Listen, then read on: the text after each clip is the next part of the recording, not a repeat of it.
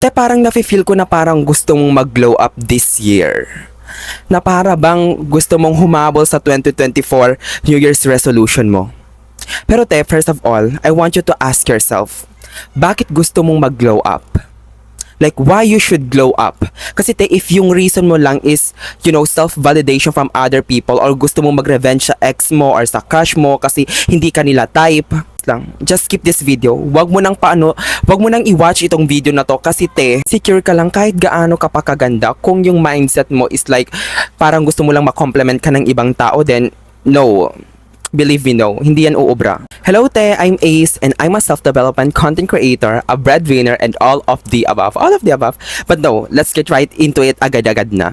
But anyways, alam mo the first thing people will notice about you, if nasa public ka, is your appearance. Like how you look, how you present yourself. Yun yung first na mapapansin nila sa'yo. Kasi hindi nila alam if funny ka ba, if may good personality ka ba, or if religious ka ba, or if good Samaritan ka ba. Hindi nila yun malalaman because, it's your first time meeting them, di ba? Kasi hindi nyo kilala yung isa't isa.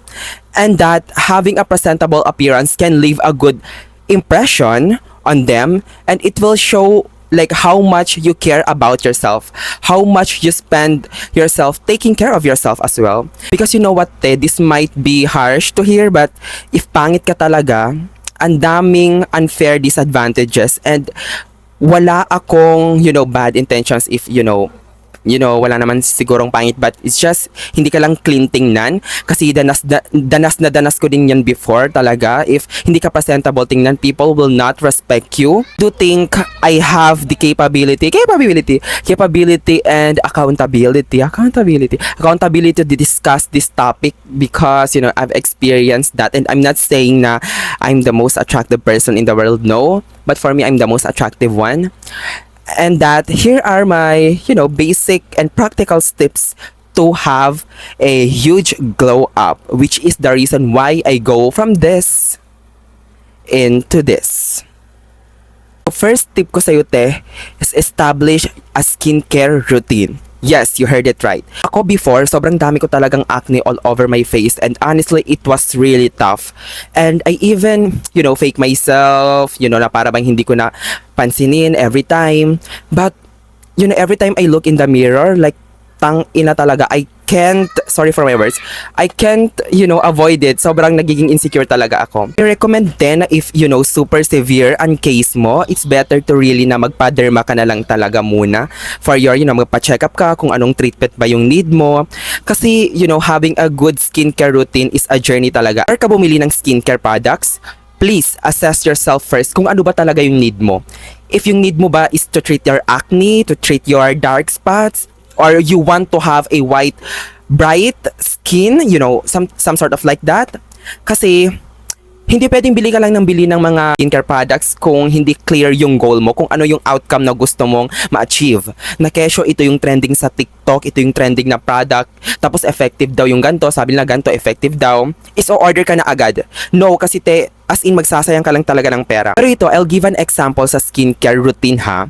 I have the basics lang talaga, which is sa day, I have cleanser, I have toner, I have moisturizer as in, and sunscreen, hindi yan pwedeng makakalimutan natin. Yan ang the best. And then pag night naman is nagdo-double cleanse ako, which is with kojic acid cleanser. Yung second cleanser is facial cleanser na super mild lang, then toner, then moisturizer, then retinol serum, night cream, and acne spot treatment. And if you want to check out all of the products na ginagamit ko day and night, please check out my TikTok account at Yellow Candy Ace for all the recommendations products sa showcase ko. So feel free to check it out, and I'll link the description kung ano yung name ng username ko sa TikTok. So go check it out. Disclaimer lang ha, hindi ako certified dermatologist. Based on my research na napagdaanan ko, if ang goal mo is mawala yung acne mo, maghanap ka ng mga ingredients na merong salicylic acid kasi yun yung number one key talaga to treat acne. Ang goal mo naman is to have white and bright skin for you want to fade your acne marks, dark spots. Pumili ka ng mga products na merong either na merong glutathione, niacinamide, which is my favorite ingredients talaga, kojic acid as well, or vitamin C. I-search mo lang sa YouTube kung ano yung patch test kasi need mo talaga yung para nose mo if hiyang ka ba or hindi ba siya sensitive sa skin mo, if hindi ba siya harsh sa skin ko. So go, search mo lang sa YouTube how to patch test your skin before using a skincare routine. Go na te, wag kang tamad, go. Second tip ko sa'yo te is to dress well. And what I mean by dressing well is that you need to have a good sense of style. So first, ang tip ko sa'yo te is first know your body type. If you are naturally skinny like me talaga, mas flatter sa body ko yung clothes na basta wag lang sobrang oversized na, para na tayong bagay sa akin yung, parang lahat naman siguro bagay, basta akong sumusuot. No, pero like, yung mga jackets, polo shirt, basta, depende lang talaga sa size niya, dapat super flatter lang talaga, hindi gaano malaki, hindi rin gaano maliit, basta tamang-tama lang din. Consider din yung height mo. Di ba tala mo talaga yung size mo, don't wear na sobrang laking clothes, don't wear too short naman, dapat fit lang talaga as in.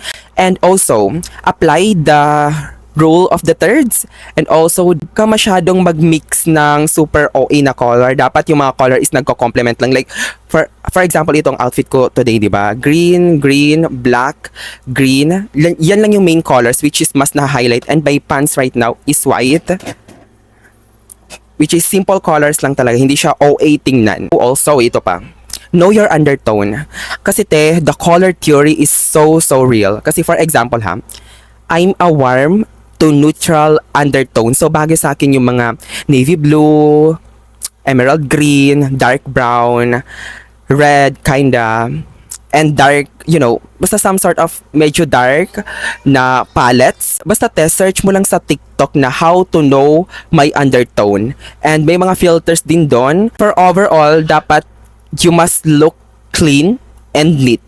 Yun lang basta presentable ka tingnan, hindi ka parang kakagising ko lang, hindi ganon dapat ang atake mo. Dapat presentable lang, malinis lang. Kahit naka-shirt, plain shirt ka lang dyan, pero malinis ka tingnan, it's very good. So pang third tip ko sa'yo is not, very focused sa physical, but please smell good.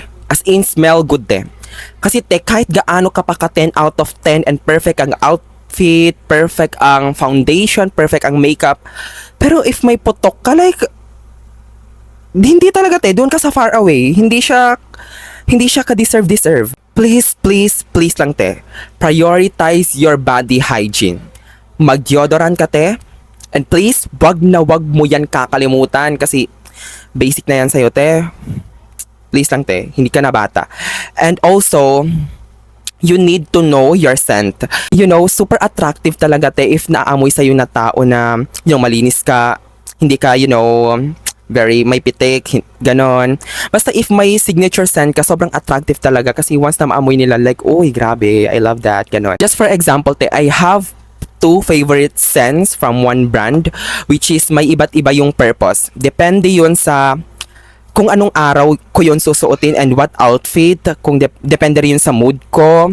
So ito, for example wait lang. One is I have this from Perfume Dessert, which is the Plum and Black Locust, na ginagamit ko siya like if casual lang, hindi pang OA-han na event. This is a very good din kasi unisex lang yung scent niya, very floral lang din, very fruity, very mild. Second favorite, which is this, the maraschino cherries. I don't know if ganun ba yung basahin, but ito naman if nasa meeting ako ganon with a client, kasi this is a very seductive scent, and I also wear it formal lang yung atake, and if naka-red ako, kasi super spicy nito, hindi naman super spicy but something na super sexy, ganon yung atake niya, super formal lang, super expensive ang amoy.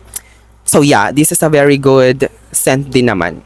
Please, experiment kung anong scent ba talaga yung tugma sa personality mo. To will really leave a signature. May naamoy silang ganon sa perfume mo, they will think na, uy, parang ganon yung perfume ni Di ba merong mga ganong tendency? So parang knows nila kung ano yung scent mo. So yeah, that's it. Perfume desserts, baka naman po, super fan na fan talaga ako ng brand nyo. And this is a local brand but it is made from London.